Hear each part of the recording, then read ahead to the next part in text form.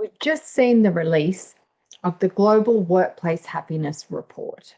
And honestly, it confirms what so many of us already feel. Across 80,000 workers in 115 countries, the biggest finding is that organizations are investing the most money in the things that matter the least, when really the strongest drivers of happiness, no surprises again, and backs up a lot of the research we've previously seen by the Gallup organization, that people want inspiration and they want to belong. Whereas the weakest are workload and role clarity. So let that sink in for a moment. People actually want inspiration and belonging over workload and role clarity. And so we're optimizing tasks while people are starving for connection.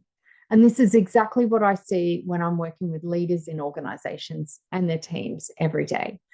Leaders are trying to fix burnout with just better systems, more structure, more processes. How can we eliminate waste? How can we reduce double handling? How can we make things simpler? And all of that kind of makes sense in an industrial age. But in our AI, high-tech, disconnected, but highly connected online age, the real issue is actually disconnection. Disconnection from ourselves, from each other, and from that sense of meaning, purpose, and why. And so this happiness at work report really reinforces something that's absolutely critical and that we already knew from neuroscience. And that is, us dear little humans, we need safety, we need relationships, we need a sense of meaning, we need to grow, and we need to belong. So we don't just need tasks, and we don't just want KPIs. It's nice to succeed, but actually we want workplaces that make us feel something, an emotion, and that don't activate our stress response. So instead of supporting us, it's actually pulling against us. And there was one phrase in particular in this report that really kind of sunk in for me. And that's that you cannot build an agile company on the backs of people who feel fragile. That's it. That's the whole conversation. And that's why our work here at Beside Leaders Global really focuses on our nervous system and how, as leaders, we can regulate our nervous system and stay calm even under pressure. It's about communication and understanding different types of communication that our people have, and how can we communicate in a way that actually lands and is not just big word gobbledygook. And lastly, it's about building cultures that feel safe, not just structured, that people feel like this is my second home. I actually feel like I contribute here, I matter, I belong, and I want to give my best work for the company. Because people don't just perform at their best when they're in survival mode. In fact, they literally cannot. They perform their best when they feel seen, heard, and valued. And all of those things, all of those start with why from Simon Sinek. All of the clips we see all the time, Marcus Buckingham, what are the leaders out there telling us? Are we actually listening? So if you want some practical tips, that's great. Let's think about it. If you're a leader, I would say just start here with some simple things. One, acknowledge your people more. Like, this is the lowest scoring area globally in this report. That's scary.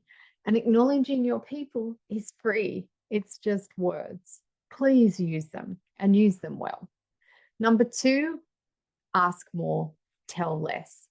In order to build connection, not just direction, you want to switch people's brains on. And to do that, we want to ask questions. We want to activate their amygdala and get them involved in feeling involved.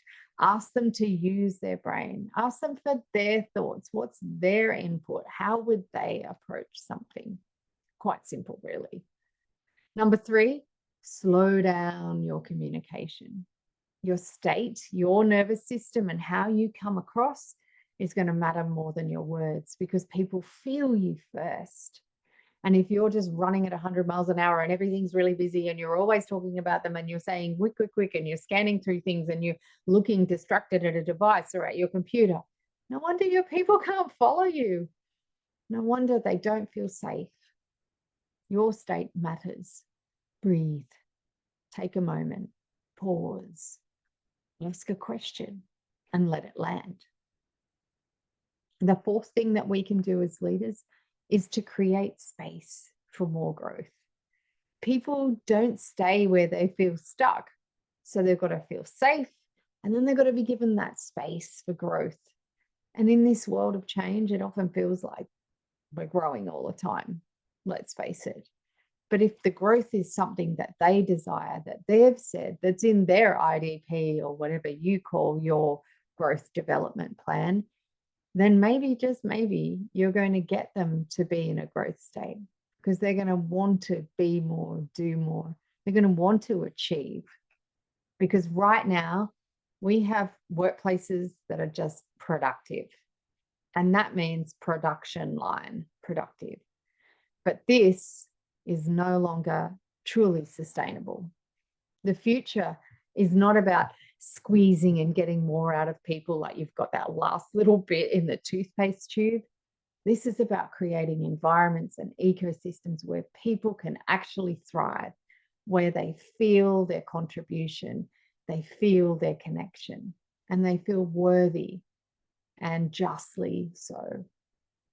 This is the work for us as leaders. This is an excellent report. I'll pop a link below if you want to check it out. There's a lot in there, and it's worth our people, our time, and our commitment to creating great cultures, to read it, to understand it, and to act on it. Because as leaders, it's our role to walk beside our people, not above, not outside, beside.